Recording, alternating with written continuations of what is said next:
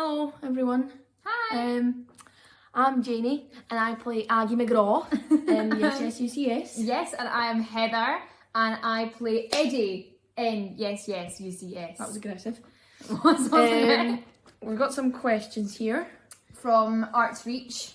Thanks Artsreach for sending us these questions. Yeah, we're happy to answer them.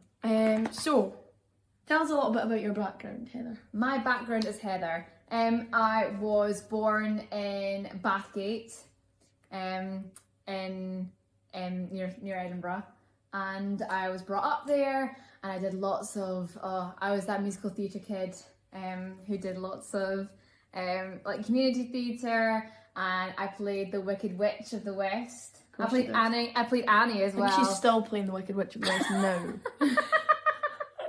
Fair. Wait, does that make you the Dead Witch then? Or are you Glinda? No, I'm Glinda, obviously. Obviously. Right? I don't think so. Anyway, we digress. Yeah, I did lots of community theatre, and then I moved down to London and I did drama school. I went to Rose Bruford and I did the acting musicianship course there, and then I got a job a few months later, which I was very lucky about. Lucky me. It's been great fun. Did drama clubs and whatever all the way up until I went to college, studied drama, went to Edinburgh College, got my degree there, and then poof, here I am. Fun music, fun laughs, fun costumes. Fun. It's just really fun. Really trendy costumes now, to be honest. That 70s fashion's coming right back round. It is, isn't it? Well, not so much for my character, but no, definitely for me. Heather gets a lot of cool really good on costumes. stage. I do.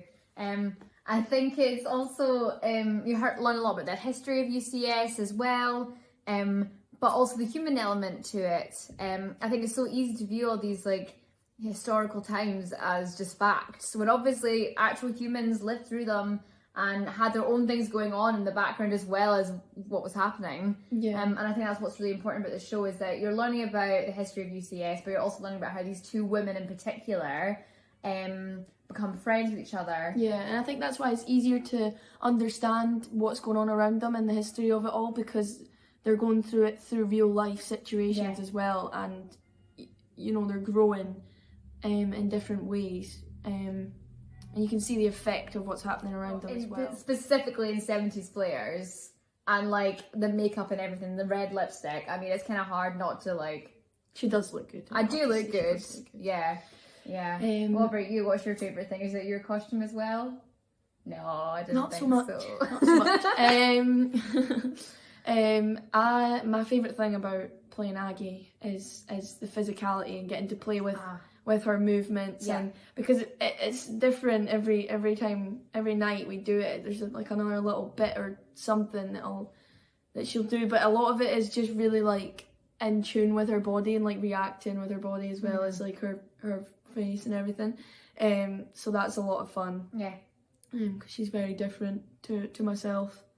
A lot more chipper than I am.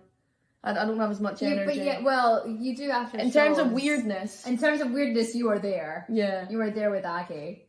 She's not that weird. She's lovable, right?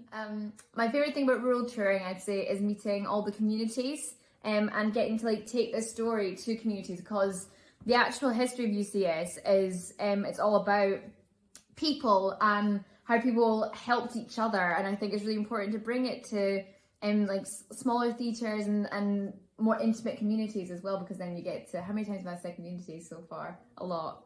I really do like communities. Yeah, and it's nice as well going into like we did the Working Class Movement Library in Manchester, and we went into a church hall in Harrogate, and doing those intimate venues is really nice because you get to actually chat to people a lot more, I think.